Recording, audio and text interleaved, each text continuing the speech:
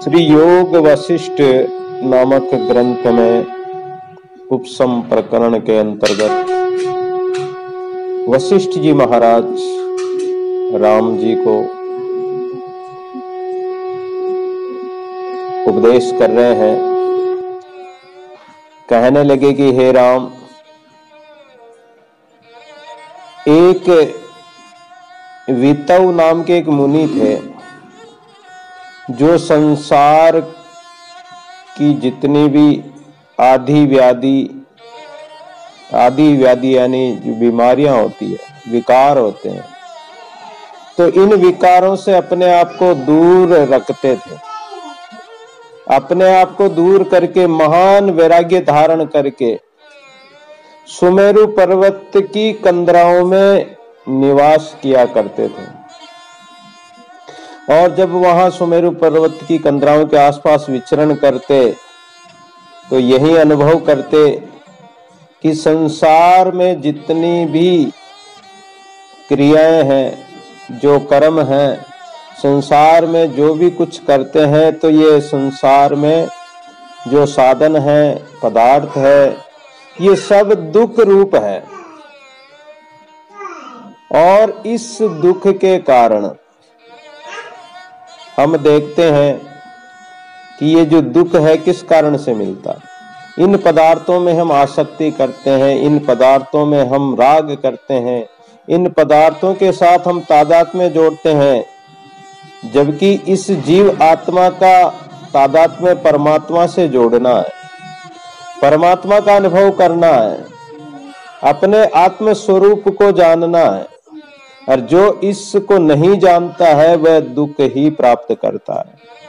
और ये संसार तो महान भ्रम पूर्ण है। तब इस प्रकार वह वितव मुनि विचरण करते करते उन्हें ये दृढ़ विचार हुआ कि अब मैं निर्विकल्प समाधि की अवस्था को प्राप्त हो जाऊं। संत महापुरुष जैसा विचार करते हैं, जैसा सत्संग करते हैं, जैसी दृढ़ता करते हैं, अपना मन ही तो है। मन मिलावे राम को और मन करावे पतित। एक मन के द्वारा तो हम संसार में फंस जाते हैं, एक विचार से हम विकारों में फंस जाते हैं। और संतों के विचार से, शास्त्र के विचार से, गुरु महापुरुषों के विचार से हम मुक्त हो जाते हैं। तो मन की दृढ़ता, मन के हारे हार है, मन के जीते जीत। मन मिलावे राम को और मन करावे पतित। मन ऐसा होता है कि मन से अगर हार गए तो आप कुछ प्राप्त नहीं कर सकते हो, कुछ भी आप नहीं कर सकते हो। और अगर मन में आत्मबल आ गया और आत्मबल प्राप्त हो गया तो आप साधना के शिखर पर चढ़कर अपनी मंजिल को प्राप्त कर सकते हैं। तो ये मन की दृढ़ता, ये विचारों की दृढ़ता, विचार सब में आते हैं, लेकिन विचार दृढ़ नहीं रह पाते। थोड़ी देर के लिए विचार आते हैं, फिर फिसल जाते हैं, फिर विचार छूट जाते हैं, बुरे विचार आने लग जाते हैं। तो बुरे विचारों का त्याग करके शुद्ध विचारों का, अच्छे विचारों में अपने आप को दृढ़ करके, और वितव मुनि ने निर्विकल्प समाधि की इच्छा करी। सो उन्होंने ऐसी इच्छा करके अपने सब जो बाह्य शारीरिक संसारिक जो व्यवहार था उन सब का त्याग कर दिया और केले के पत्तों का आसन बनाकर एकांत में बैठ गए। तब जैसे कोई शुद्ध होकर मौन भाव से स्थिर होकर बैठ जाता है, वैसे ही सब कल्पनाओं को त्याग कर पद्मासन की स्थिति में शांत भाव से उपासना करने के लिए बैठ गए। ये साधना की स्थिति बता रहे हैं कि साधना किस प्रकार की जाए। अपने आप को विचारों से मुक्त करें, विचार शून्य करें और फिर आसन लगाकर एकांत भाव से बैठ जाएं। तो इंद्रियों की सर्व चेष्टाओं को उन्होंने बंद कर दिया। हमारी जो 5 ज्ञान इंद्रियां हैं, आंख दृश्य को देखती है, नाक सूंघता है, त्वचा स्पर्श का अनुभव करती है, कान श्रवण करता है, जिह्वा इंद्रिय स्वाद का रस लेती है। तो इन सब इंद्रियों के विषयों को उन्होंने बंद कर दिया और सब प्रकार भीतर बाहर सर्वत्र से उन्होंने अपनी सब वृत्तियों को जहां की तहां ठहरा दी, अर्थात वृत्तियां संकल्प विकल्प उठे ही नहीं। जैसे तालाब हो, अगर हवा नहीं चले तो लहरें चलेगी नहीं। तो विषय वासना की लहरें, अगर विषय वासना की जो विचार वृत्ति है उसी को बंद कर दिया तो फिर वृत्तियां कहां से चलेगी, लहरें कहां से आएगी। और उन्होंने अपने सब वृत्तियों को शांत करके दोनों हाथ नीचे कर मुख को ऊपर उठाकर इस प्रकार उन्होंने योगासन लगाकर समाधि अवस्था प्राप्त करने का पूर्ण यत्न किया। परंतु मन तो बड़ा चंचल है, तो ये कभी रुकता है, कभी बाहर निकल जाता है। मन चंचल मेरो कयो न माने, दसों दिशा दोहरावे रे, आवत जात बार नहीं लागे, बहुत भांति बोरावे रे। या मन को किस विध मतलब इसको रोका जाए, कैसे इसको शांत किया जाए। तो ये कभी रुकता है, कभी मन बाहर जाता है और कभी एकात्म भाव से ठहर भी जाता है। तो ये उथल पुथल सब में होती है, लेकिन उससे भयभीत ना हो, उससे विचलित ना हो, चलने दो, लगाए रखो मन को। आखिर मन रूपी घोड़ा थक कर एक जगह बैठ जाएगा। तब वह बड़ा आश्चर्यचकित हुए और मन में विचार किया कि ये मन तो बड़ा चंचल है। अब इस मन को, इस जो इंद्रिय जन्य विषयों की ओर जो दौड़ता है, इसको कैसे रोका जाए। जैसे सूखा पत्ता तरंगों में पड़कर नहीं ठहरता है। सूखा पत्ता होता है, तालाब की तरंगे या समुद्र की तरंगे हो तो उसमें वो ठहरेगा नहीं, बह जाएगा। जैसे गेंद को जो जो ठोकर लगाते हैं और वो गेंद इधर से उछल कर दूसरी तरफ चली जाती है, उधर से ठोकर लगाते तो इधर आ जाती है, इसी प्रकार वो स्थिर नहीं रहती है। और ऐसे ही हमारा मन भी बड़ा चंचल है, कभी किस संकल्प में जा रहा है तो कभी किस विचार में लग रहा है, ये क्षण भर भी नहीं ठहरता है। जैसे बंदर कभी इस डाल पर तो कभी उस डाल पर जा बैठता है, उसी प्रकार हमारा ये मूर्ख मन कभी शब्द स्पर्श रूप रस गंध आदि विषयों की ओर दौड़ जाता है, स्थिर नहीं रह पाता। हे राम, जब इस प्रकार मन ने उसको बहुत दौड़ाया और अधिकार में नहीं आया, यानी बस में नहीं हुआ, तब उसने मन से कहा कि अरे मन, मैं तो किस विधि समझाऊं, हे मन तू किस प्रकार रुकेगा, तू विषयों की ओर क्यों जाता है। ये विषय तो जड़ है और मिथ्या असत भ्रांति रूप है। तू इन विषयों में शांति की आशा ढूंढता है, इच्छा करता है कि मुझे शांति मिले, लेकिन कहाँ मिलेगी। घर में अग्नि लगाकर कोई सोचे कि मुझे शीतलता मिले तो कहाँ मिल सकती है। कोई कुआं खोदे और चाहे कि मैं आकाश में जाऊं तो कैसे जाएगा, वो तो नीचे ही जाएगा, पाताल को ही जाएगा। तो इसी प्रकार ये चपल मन ऐसा है कि ये वश में होता ही नहीं है और ये अनर्थ ही करता रहता है। तो अरे मन, तू जो जो इन विषयों को ग्रहण करेगा त्यों ही तुझे अनेक कष्ट उठाने पड़ेंगे, दुख प्राप्त होंगे, क्योंकि ये विषय तो जड़ और असत रूप है और तू भी असत रूप ही है। तब भला इन ऐसार संसार में इंद्रियों के विषयों में जो जड़ रूप है उनमें तू अगर अभिमान करता है कर्तापन का, तो तुझे क्या प्राप्त होने वाला, कुछ भी नहीं मिलेगा। वहां तुझे कोई ज्ञान थोड़ी मिल जाएगा, तुझे परमात्मा थोड़ी मिल जाएगा। परमात्मा तो सच्चिदानंद है जो सच्चित आनंद रूप है। तू उसको छोड़कर संसार में आनंद ढूंढता है, लेकिन वास्तव में आनंद संसार में नहीं है, अपने आप में आनंद मिलेगा, परमात्मा में आनंद मिलेगा। तब तू व्रता ही दुखी क्यों होता है। ये सारा जगत तो भ्रांतिमय है। जैसे अज्ञान के वश जेवड़ी में सर्प दिखाई देता है, ऐसे अज्ञानवश आत्मा में जगत दिखाई दे रहा है। परंतु जैसे सूर्य सबसे अलग है वैसे आत्मा भी सबसे पृथक है। हे मन, तू कितना मूर्ख है कि विषय रूपी चनों को चारों ओर से चबा रहा है, लेकिन चबाने के बाद में भी तू तृप्त नहीं होता है, कितना ही खा ले। तो ऐसे विचार को, ऐसे नीच विचार को परित्याग करके और तू परमात्मा का सुमिरन कर। लेकिन ये मन तो ऐसा होता है कि जैसे कोई कुत्ता है और वो मालिक के आगे दूम हिलाता, पूंछ हिलाता है, ऐसे ही ये मन विषयों के आगे तिने तिने के आगे, दादू त्यों लोग करना है, ये तिने तिने के आगे ये याचना करता फिरता, नाचता फिरता संसार में। तो तेरे साथ मेरा कुछ भी प्रयोजन नहीं। अरे मूर्ख मन, तू मिथ्या अहंकार क्यों करता है? अपने मन को ही समझा रहे हैं, अपने मन को ही समझाना। दादू जी महाराज ने भी कई बार कहीं जगह कहा कि मन मेरे कछु भी चेत गंवार, पीछे फिर पछताएगा रे आवे न दूजी बार। काहे रे फुलियो फिरत है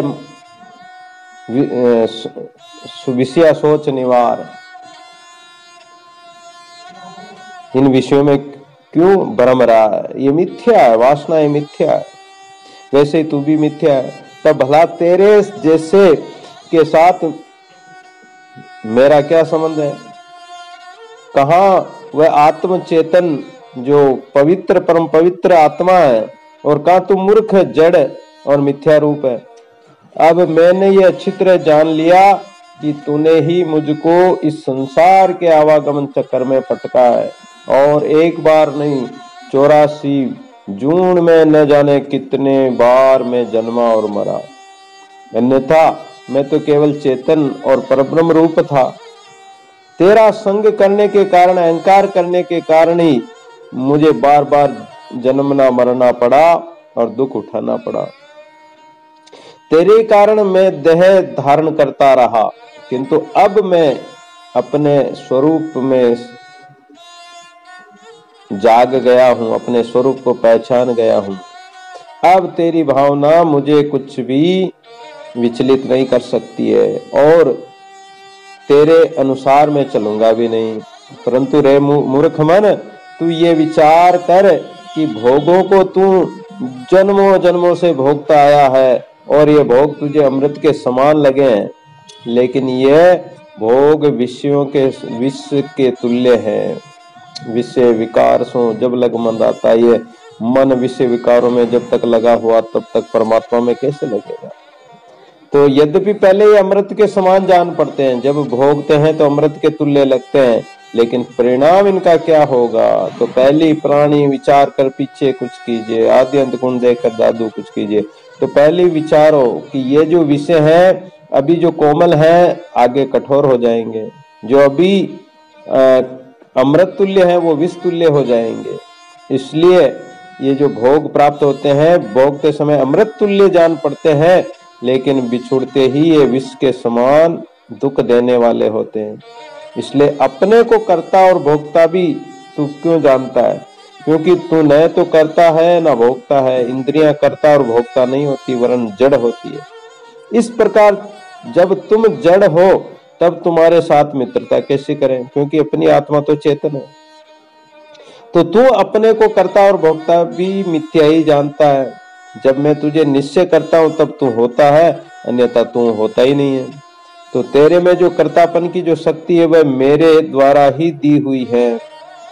जैसे शस्त्र हनन किया करता है, क्रिया करता है, अथवा उसमें जो हनन शक्ति है वह उसकी नहीं वरन किसी की दी हुई है।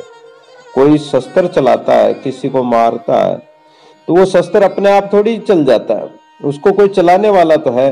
तो हे मन, मैं भी तुझे चलाता हूं, तू मेरे द्वारा ही चलता है और मेरी बात नहीं मानता है। तो उसे लेकर किसी के प्रार करने से ही वह हनन करता है। वैसे ही तुझ में जो कर्तृत्व और भोक्तत्व की जो शक्ति वह मेरे द्वारा चेतन सत्ता के द्वारा ही मिली हुई है, और मेरी सत्ता पाकर तू चेष्टा कर रहा है। जैसे सूर्य का प्रकाश पाकर ही लोग अपनी अपनी चेष्टा करते हैं, वैसे ही तू मेरी ही शक्तियां पाकर चेष्टा करता है। अज्ञान से ही तेरी उत्पत्ति है, और ज्ञान से ही तू लीन हो जाता है। अज्ञान से तो मन उत्पन्न होता है और ज्ञान के द्वारा परमात्मा में लीन हो जाता है। इससे तू मृतक और मूढ़ के यानी मूढ़ के समान है। अगर ज्ञान से देखा जाए तो न तो कहीं इंद्रियां है न तेरा कोई अस्तित्व है, सब मिथ्या है, भ्रम से ही दिखाई दे रहे हैं। किंतु मैं विज्ञान स्वरूप केवल भाव से अपने आप में स्थित हूँ। मैं अजर अमर नित्य शुद्ध बुद्ध और परमानंद स्वरूप हूँ। मैं ही नाना रूप से दिखाई देता हूँ और मैं ही सर्वदा अपने आप में स्थित हूँ। जैसे जल में तरंग भी जल रूप ही है, वैसे ही सर्व पदार्थ जो दिखाई देते हैं वो मुझ में ही भासते हैं और मुझसे भिन्न कुछ भी नहीं है। अर्थात जिसकी वृत्ति ब्रह्ममय हो जाती है, जो अपने आप को ब्रह्म स्वरूप का अनुभव कर लेता है, तो वो उसको सर्वत्र ब्रह्म ही ब्रह्म दिखाई देता है। इसलिए कह रहे हैं कि सर्वत्र मैं ही मैं हूं। कुछ कारण तू भी मेरे ही भाव का ग्रहण कर। जब तू मेरे ही समान चिन्मात्र पद को पा जाएगा, यानी जो सूक्ष्म से सूक्ष्म, सूक्ष्माति सूक्ष्म, अणोर अणुयान महतो मयान जो परम तत्व है, उस आत्म तत्व को अगर तू छीन लेगा यानी प्राप्त कर लेगा, तो फिर तुझे कोई शोक रोग दुख कष्ट ये नहीं रहेंगे। फिर तो उसी का रूप हो जाएगा और जब उसी का रूप हो जाएगा तो फिर तो आनंद में लीन हो जाएगा, आनंद रूप ही हो जाएगा। तो ये शरीर और ये जगत सब कुछ ब्रह्म ही है। इस ब्रह्म में अहंकार यानी मेरा और मैं तेरा ये कल्पना होती नहीं है, वहां द्वैत भाव है ही नहीं। तब जब आत्मा से बिन कुछ नहीं है, तब तू फिर अलग अपने आप को क्यों मानता है? तो कभी तो कर्ता बन जाता है, कभी भोक्ता बन जाता है, लेकिन तू न तो करता है न भोगता है।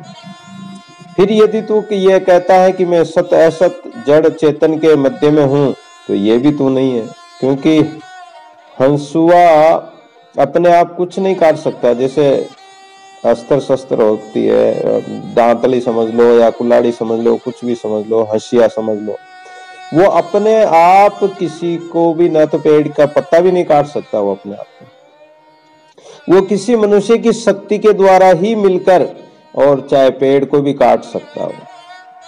तो ऐसे ही जब तुमसे आत्मसत्ता मिली हुई है तभी तू कुछ करता है, यानी परमात्मा की सत्ता से ही और अपनी जो अपने जीव की जो सत्ता है, आत्मा की सत्ता, उसके द्वारा ही ये मन कुछ कर सकता है।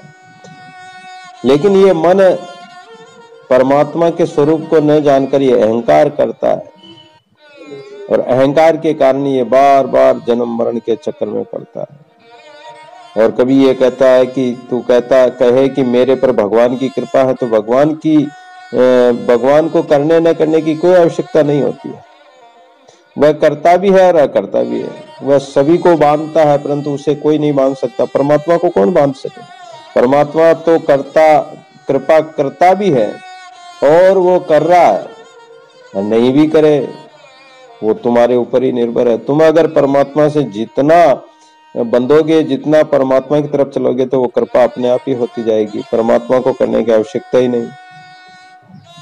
परमात्मा तो निर्लेप है। दीपक जलता है, उस दीपक में आप चाहे पाप करो चाहे पुण्य करो, अच्छे काम करो चाहे बुरे काम करो, दीपक तो किसी को कुछ नहीं कहेगा।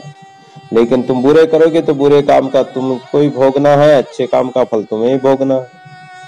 फिर हे मन, तू भोगों की इच्छा क्यों करता है? तू जड़ है और ये शरीर भी जड़ है, फिर तू लोगों को भोगने वाला कैसे हो सकता है? भोगों को भोगने वाला कैसे हो सकता है? और यदि तू ये कहे कि मैं परमात्मा के लिए भोगता हूं, तो परमात्मा को तो कोई इच्छा हो ही नहीं सकती है। परमात्मा में तो कोई कल्पना है ही नहीं, कोई इच्छा भी नहीं, कामना भी नहीं। तो वह तो सर्वता ही परिपूर्ण सर्व प्रकार से अपने आप में स्थित है। फिर तू किसकी चिंता करता है? हे मन, तू इन सब प्रपंचों को त्याग कर उस आत्म पद में स्थित हो जाएगा, तो फिर जहां पहुंचने पर सर्व लोकों का आप ही अपशमन हो जाएगा। जो ये लोक है, सुख दुख है, जहां बार बार जन्मना मरना, कभी पाताल में कभी कहां जा रहा है जीव, ये सभी नष्ट हो जाएंगे, यानी सब खत्म हो जाएंगे, फिर जन्म मरण ही नहीं होगा तो कहीं आना जाना ही नहीं है। यदि तू ये कहे कि परमात्मा के साथ मेरा कर्तापन और भोक्ता का मेरा संबंध है, तो ये भी ठीक नहीं बैठता। भला कहीं पुष्प और पाषाण का भी साथ होता है? फूल और पत्थर का क्या साथ होगा? पत्थर तो कठोर होता है, फूल कितना कोमल होता है। तो फिर परमात्मा के साथ तेरा संबंध कैसे हो सकता है? हाँ, पिता और पुत्र का संबंध होता है, बीज और अहंकार का संबंध होता है, द्रव्य और गुण का संबंध होता है, किंतु तेरा परमात्मा का संबंध कैसे हो सकता है? क्योंकि तू आकार सहित एक वस्तु मात्र है और परमात्मा तो निर्गुण निराकार चेतन परमात्मा प्रकाश रूप है, लेकिन तू तो जड़ है, असत रूप है, मिथ्या है। फिर तेरा और परमात्मा का संबंध हो ही नहीं सकता। तेरी जाति अलग है और परमात्मा की जाति अलग है। एक एक जाति का जाति में संबंध हो सकता है, पर जाति में थोड़ी होगा। विजातीय संबंध नहीं होता है। तो हे मन, तेरा बनावटीपन किसी के साथ नहीं जुड़ सकता है। तू कलंक रूप है और परमात्मा तो निष्कलंक है। फिर परमात्मा की और तेरी एकता कैसे हो सकती है? वशिष्ठ जी महाराज कहते हैं कि इस प्रकार बारंबार वितव मुनि ने अपने मन को बारंबार समझाया और समझाते हुए वितव मुनि सुमेरु पर्वत की जो कंदराएं थी वहीं विचरण करने लगे। किंतु मन की अशांतता ने उन्हें वहां नहीं रहने दिया। जिसका मन विचलित होता तो चाहे आप जंगल में एकांत से एकांत में चले जाओ, वहां से भी मन खींचकर वापस संसार में ला पटकेगा। तो उसको वहां नहीं रहने दिया और वे विक्षिप्त होकर विंध्याचल पर्वत पर चले आए। तब वहां बैठे, अब कहीं तो बैठते ही हैं, लेकिन शांति प्राप्त हो तो बैठे। मन शांत हो तो सब शांत हो जाए। अब इस मन को कौन समझाए, कैसे समझाए? तो विचारों की उधेड़ बुन चल रही थी और एक लंबी गुफा देकर उसमें जा बैठ गए, किंतु वहां भी मन शांत नहीं हुआ। मन का ऐसा ही स्वभाव है, चाहे आप गुफाओं में चले जाओ, वन में चले जाओ, ना घर बलान वन बला जा नहीं निर्नाम, दादू उनमनी मन रहे भला तू सोई ठाम। तो मन नहीं रुका तो चाहे वन में चले जाओ चाहे घर में रहो, कोई फर्क नहीं पड़ेगा। वन में भी चले गए तो वन में भी संसार बसा हुआ और घर में तो संसार है ही, तो क्या फायदा हुआ? गुफा में भी बैठ गए लेकिन मन शांत नहीं हुआ। तब क्या करे क्या नहीं, ऐसे विचार में दुखी हो गए और वे अपने मन को समझाने लगे कि रे मन, तू मेरे संकल्प से ही उत्पन्न हुआ है, मेरे उत्थान ने तुझे जन्म दिया, अन्यथा तेरा कोई अस्तित्व नहीं है। ये देहादि सब इंद्रियां संकल्प अथवा मेरे अपने आप आत्म परमाद के ही कारण उत्पन्न हुए हैं। तब तू जैसे अज्ञान से उत्पन्न हुआ वैसे ही ज्ञान होने पर नष्ट भी हो जाएगा। जैसे सूर्य के उदय होने पर अंधकार नष्ट हो जाता है, ऐसे ही मन का ज्ञान नष्ट हो जाएगा तो मन शांत हो जाएगा। वासनाओं ने उसको ढक रखा है, वासनाओं का अंत होते ही वह प्रकाशित हो जाता है। हे मन, इस वासना का ही नाम बंधन है और वासना से अगर निवृत्त हो गए, वासना से हट गए, वासना से मुक्त हो गए तो यही मोक्ष कहलाती है। तो वासनाओं के नष्ट होते ही आत्मा परमात्मा का दर्शन हो जाएगा। इस जीव आत्मा को परमात्मा का दर्शन अर्थात परमात्मा स्वरूप ही हो जाएगा। किंतु जब तक वासना नष्ट नहीं होगी तब तक ये इंद्रियां बनी रहेगी और इंद्रियों का क्षय भी नहीं होगा। ये पंचेंद्रियां है, ये कभी निर्मल नहीं होगी। इनका जो आवरण, इन पे आवरण आया हुआ, माया का आवरण आया हुआ है, इसके कारण हम उस परमात्मा का, आत्मा का साक्षात्कार नहीं कर सकते। इसलिए अपने आत्म पद कल्याण प्राप्त करने के लिए निरंतर अभ्यास की आवश्यकता है और अभ्यास से धीरे धीरे इंद्रियों के विषयों को हटाते हटाते और विकारों से शुद्ध होते होते जब तुम पूर्ण रूप से शुद्ध हो जाओगे तो आत्मदर्शन हो जाएगा। और जिसको आत्मदर्शन हो जाता है तो राग द्वेष सब विकार नष्ट हो जाते हैं और जो ही विकारों का अभाव हुआ तो परमात्मा से संबंध जुड़ जाता है। अंधकार नष्ट होते ही प्रकाश हो जाता है। तो ये जीवन मुक्त जो है, जीते जी जीवित और मृतक अवस्था आ जाए, जीवन मुक्त अवस्था आ जाए। लेकिन जिंदे का और मृतक का कोई संबंध नहीं होता है। कोई जो विश्व में जीवित है तो वो मृतक नहीं है। यहाँ तो जीते जी मुर्दा होना पड़ता है, तब आत्मा का स्वरूप का साक्षात्कार होता है। अपने आप को मारना पड़ता है, तब जाके परमात्मा का दीदार होता है। फिर कल्पनाएं इत्यादि सब संकल्प विकल्प ये सब नष्ट हो जाते हैं। तब तो फिर अनात्म में मन जाएगा ही नहीं। फिर तो एक नित्य चेतन निराकार जो प्रकाश स्वरूप परमात्मा है, उस आत्मा के स्वरूप का ही निरंतर अनुभव करते रहेंगे, जो मूल परमात्मा है। परंतु अज्ञानी प्राणी अभिमान के वश जगत के सब पदार्थों में लगकर दुखों को भोगते हैं। और अभिमान को अगर त्याग दे तो फिर तो परमात्मा सामने ही प्रकट दिखाई देता है, कोई दूर नहीं परमात्मा। आत्मज्ञान हो जावे तो अपने साथ जगत का संयोग भी भाषित हो। परंतु अब मुझे ये निश्चय हो गया कि इंद्रियां और मन के संयोग से ही जगत दिखाई देता है। जब इनका संयोग नहीं रहेगा तो जगत भी नहीं भाषेगा। तो अब तक जो मैं आत्मा मन और इंद्रियों को इकट्ठा करके जानता था कि आत्मा भी वही है, मन भी वही, इंद्रियां भी वही, सभी एक ही है, सो परमाद रूपी मदिरा के नशे में मैं मतवाला होकर जानता था। यानी मैंने इनका अनुभव किया ही नहीं। आत्मा अलग है, मन इंद्रियां ये जड़ है, आत्मा चेतन है। आत्मा को पाकर, आत्म विचार को पाकर तो मैं सुखी होता हूँ, आनंदित होता हूँ। और विषय विकार रूपी ये मन इंद्रियों के जो है पदार्थ विषय हैं, इनको पाकर मैं मूर्छित होता हूँ, इसमें बेहोश होता हूँ, आसक्ति करता हूँ, जिसके कारण कितना दुख, राग द्वेष प्राप्त होता है।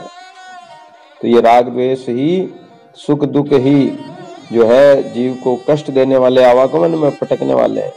इनसे अगर बचना है तो निरंतर अभ्यास, आत्म स्वरूप के विचार का अभ्यास करना पड़ेगा। और तभी ये मूर्ख मन सुख दुख राग द्वेष से हटकर आत्मा का साक्षीभूत यानी आत्मा का साक्षात्कार करेगा। इसके सब विषय विकार निवृत्त हो जाएंगे, एक क्षीण हो जाएगा। फिर तो कर्तापन और भोक्तापन का अभिमान जाता रहेगा और ये मन कलंक रहित हो जाएगा। फिर तो अपने आप में विचार करेगा कि मैं सर्वत्र हूं, मैं ही करता हूं। और ये जीव जो है अपने आप को परमात्मा स्वरूप ही यानी अपने आप को आत्म स्वरूप ही अनुभव करेगा। फिर ना तो कोई भोगता है, ना कोई करता है, ना बंधन है, ना मोक्ष है, ना हंता ना अहंता है। फिर तो मैं सर्वात्मा और निर्लेप हूँ, ऐसा अनुभव होगा। और पृथ्वी, जल, तेज, वायु, आकाश, पंच तत्व सब मेरा ही रूप है, सब में मैं ही हूँ। वहां फिर अहंकार नहीं होगा। अज्ञानता में तो अहंकार बस कहते हैं कि मैं धनवान हूं, कि रूपवान हूं, कि बलवान हूं, ये सब अहंकार है। लेकिन जहां आत्मज्ञान हो गया तो वो सब तत्व रूप हो जाएगा, सब तत्वों में समा जाएगा, समष्टि वृत्ति हो जाएगी। अभी व्यष्टि है, व्यष्टि वृत्ति के कारण हम अलग अलग भासते हैं, अलग अलग जानते हैं और दूसरा अपना पराया मानते हैं। लेकिन जब समष्टि चेतन सत्ता आ जाती है तो वहां सर्वत्र केवल एक परमात्मा ही रह जाता है। तो जब आत्म विचार से स्वरूप का साक्षात्कार हो जाता है तो अज्ञान की वृत्तियां सब नष्ट हो जाती है, कल्पनाएं नष्ट हो जाती, कर्तापन भोक्तापन का अभाव हो जाता है, मेरा तेरा सब छूट जाता है और ऐसा सुंदर शीतल स्वभाव बन जाता है। वह अपना कल्याण करके अनेक जीवों का भी वो कल्याण कर देते हैं, ऐसे महापुरुष होते हैं। तो भाव की बात है कि अपना मन आत्मस्वरूप के विचार में लगा रहे, चिंतन में लगा रहे और विचार करे कि मैं तो सच्चिदानंद स्वरूप हूँ, अपने आप में स्थित हूँ, मुझ में ना कोई कल्पना है, ना कोई सर्दी है, ना कोई उष्णता है, ना कोई वर्षात है, और जैसे आकाश की तरह निर्लेप हो जाए। आकाश में कोई कल्पना नहीं, कोई तूफान नहीं, कोई हवा नहीं, कोई कुछ नहीं, एकदम निरावयव है, निर्लेप है। तो आदि अनादि जो परमात्मा है, उसका स्वरूप जो नित्य निर्मल परिपूर्ण आनंद स्वरूप परमात्मा है, उसका स्वरूप ही हो जाता है। द्वैत की कल्पना ही मिट जाती है। ऋग्वेद में लिखा है, आत्मा नित्य है, उद्धोत सबका सार और अद्वैत रूप है, उसमें नाम मात्र को भी द्वैत कल्पना है ही नहीं। सो अब मैं ऐसे अपने आप आत्मा को पा गया हूं कि जिसको पाकर जगत का सुख दुख नहीं रहता है। अस्तु अब मैं सम और शांत भाव से स्थिर हो गया हूं। जो सम और शांत भाव में स्थिर हो जाता है, उसको किसी प्रकार की चिंता कल्पना होती नहीं, ना दुख होता है। वितो मुनि ने कहा कि हे मन, अब तक तो मैं तेरे साथ मिलकर मैंने बड़ा कष्ट पाया था, लेकिन अब मुझे ज्ञान हो गया है। अब मैं तेरा सब चाल रंग ढंग में सब तेरी जो विषयों की ओर जो दौड़ है, वो सब धोखाधड़ी विश्वासघात जो भी तू कर सकता वो सब मैंने तेरा सब देख लिया। तो मृग तृष्णा के जल के पीछे हिरण की तरह दौड़ता रहता है विषयों के पीछे, लेकिन तुझे आज दिन तक दौड़ने से न शांति मिली, न सुख मिला, न आनंद पाया, तू चिंता में ही पड़ा रहा। तो इसलिए अब मैं तुझे विषयों की ओर अब नहीं जाने दूंगा। अब तो जो परम तत्व परमात्मा है, जो आनंद स्वरूप है, सब संसार की लोक लज्जा इत्यादि को त्याग कर मैं उस परमात्मा में ही मिल जाऊंगा, उसका स्वरूप ही हो जाऊंगा, उसका ही अनुभव करूंगा। तो ऐसे ही व्यक्ति अगर कोई विचार करे तो वासनाएं इत्यादि कहाँ रहेगी? पदार्थों की जो अज्ञानता, पदार्थों के प्रति जो वासना थी, वो कहाँ रहेगी? सूर्य का प्रकाश होते ही, सूर्य उदय होते ही अंधकार भाग जाता है, ऐसे वासना ज्ञान होने पर भाग जाती है। चित्ररूपी उल्लू का नाश हो जाता है, और जब तेरा नाश होएगा तभी मुझे आनंद की प्राप्ति होएगी, परंतु तब तक तू नष्ट नहीं होएगा। यानी जब तक तू नष्ट नहीं होएगा तब तक मुझे शांति कैसे मिलेगी? तो इसलिए इन विषयों में जो मन जाता है वहां से रोककर और आकाश की तरह निर्मल परमात्मा जो है उसमें ही अपने चित्त को लगाने से ही शीतलता प्राप्त होती है। सरग न शीतल होई मन चंदन चंदन पास, शीतल संगति साधु की कीजे दादू दास। दादू जी महाराज कहते हैं कि शांति कहाँ मिलेगी? जहाँ निर्मल अवस्था हो जाएगी, जहाँ सत्संग होगा, जहाँ संत जिस परमात्मा के चिंतन करते हैं, उस जगह जाने पर ही हमें विश्रांति मिल सकती है, और तभी इस जीव का कल्याण हो सकता है। नहीं तो आज दिन तक जितने भी जीव है, आए जन्मे और मरे, उनका जन्मना मरना आवागमन कभी छूटता ही नहीं, परम पद की प्राप्ति होती ही नहीं है। और होगी भी कैसे? जो मन के अनुसार चलते हैं, मन के मते सब कोई खेले, गुरमुख विरला कोई दादू, मन की माने ने सदगुरु का सोई। तो मन के अनुसार चलने के कारण ही तो वो संसार सागर से छूट नहीं पाते हैं। उनमें अविवेक है, ज्ञान नहीं है, और ज्ञान नहीं होने के कारण ही उनका जो चित्त है भ्रमित हो जाता है, और ईश्वर परमेश्वर को प्राप्त नहीं करते हैं। और जिसकी वासनाएं नष्ट हो गई, जिसका चित्त स्थिर हो गया, तो वो अवश्य ही परमात्मा को पा लेता है। परमात्मा का यानी निर्वाण पद, शांत पद को, नित्य शुद्ध चिदानंद ब्रह्म स्वरूप को प्राप्त हो जाता है। तो ये निर्वाण क्या है?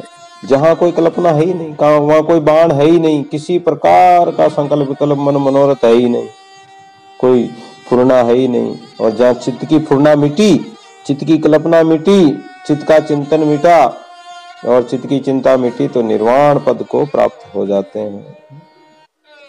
वशिष्ठ महाराज कहते हैं कि हे राम, इस प्रकार बारंबार मन को जो है मन में समझा कर वितो मुनि विंध्याचल पर्वत की कंदराओं में समाधि लगा बैठे। जब इतना मन को समझाया तब जाके समाधि लगी। हम तो मन को समझाते नहीं, मन मांगे सो ही दीजिए, हम ही राम दुखी क्यों कीजिए। हम तो कहते हैं कि हे राम, यो मन मांगे जो ही दे, आप तो दे देना। जैसे छोटा बच्चा जो मांगे वही देते रहे तो बच्चा बिगड़ भी जाता है, ऐसे ही हमारा मन है। अगर जो ये मन मांगता है इसको देते जाएंगे, अग्नि में घी डालते जाएंगे तो और प्रज्वलित होती जाएगी। मन को भी विषयों को भोगते रहेंगे, मन से विषय भोगते रहेंगे तो ये मन और विषयों में भागता जाएगा। लेकिन इस मन को तो रोकना है, जहां जाए जिस जगह जाए इस मन को रोकना। रहूं रे रहूं मन मारूंगा, अरे मन तू जा कहाँ जाएगा, जहां जाएगा वहीं तुझे मारूंगा, और जहां जाएगा वहीं राम को देखूंगा, फिर तू कहाँ जाएगा। तो फिर उनकी समाधि लग गई। जैसे हल्ली पावकनाथ को गोरखनाथ जी ने गुरु मंत्र दिया कि तू मन का काम मत करना। दिन भर किसान तो था ही, हल चलाया, शाम का समय हुआ, हल को कंधे पर रखा, बैलों को खोल दिया, कंधे पर रखकर चलने लगा तो विचार हुआ कि मन ही तो कह रहा घर चलो, नहीं चलना, वहीं रुक गया। हल को कंधे से उतार दे, नहीं उतारना, मन वहीं रुक गया। बोले नीचे बैठ जाओ, नहीं बैठना, मन वहीं रुक गया। बोले घर चलो, नहीं चले, वहीं समाधि लग गई। ऐसे वितो मुनि की भी समाधि लग गई और उनका चित्त आकाश की तरह निर्मल एकदम स्वच्छ हो गया, क्योंकि वहां कोई है ही नहीं, एकदम ग्रीवा सीधी। साधना जो करते हैं, समाधि अवस्था होती है, साधन भजन करते हैं तो एकदम गर्दन कमर सीधी होनी चाहिए। कमर सीधी रखने का क्या लक्ष्य है, क्या उद्देश्य है कि हमारे अंदर जो जागृति चेतना शक्ति जो उत्पन्न होती है वो चेतना शक्ति एकदम सीधी खड़ी होती है। और जैसे दीपक की लोग एकदम सीधी जाती है, ऐसे चेतना शक्ति एकदम सीधी अगर रहेगी तो सीधी लोग परमात्मा से लग जाती है। हमारी लगन, हमारा जो चिंतन है वो परमात्मा से जुड़ जाता है, हमारा भजन, हमारा सुमरण परमात्मा से जुड़ जाता है। इसलिए मन की जो वृत्तियां हैं और हमारे जो अंतःकरण की जो है वृत्ति या हमारे शारीरिक जो क्रिया है, ये एकदम शांत और सीधा बैठकर, आसन से बैठकर और साधन भजन करें तो अवश्य ही उस परम तत्व को प्राप्त हो सकते हैं।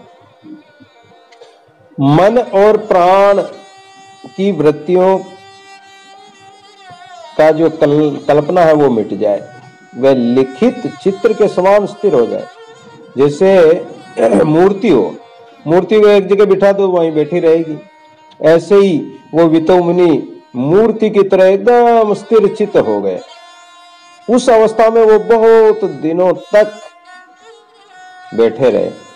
उसके सिर पर बरसात का समय आ गया और भारी बरसात होने लगी, लेकिन फिर भी वो विचलित नहीं हुए। बादलों की गड़गड़ाहट से भी उनकी समाधि नहीं खुली। यहाँ तक कि जंगल के जो जानवर है, शिकारी जानवर हैं, रीछ और व्याघ्र, सिंह इत्यादि, उन्होंने भी आकर उनको बहुत भयंकर डरावने शब्द कहे, लेकिन उनके पास उनकी जाने की शक्ति न थी, वो भी उनको विचलित नहीं कर पाए।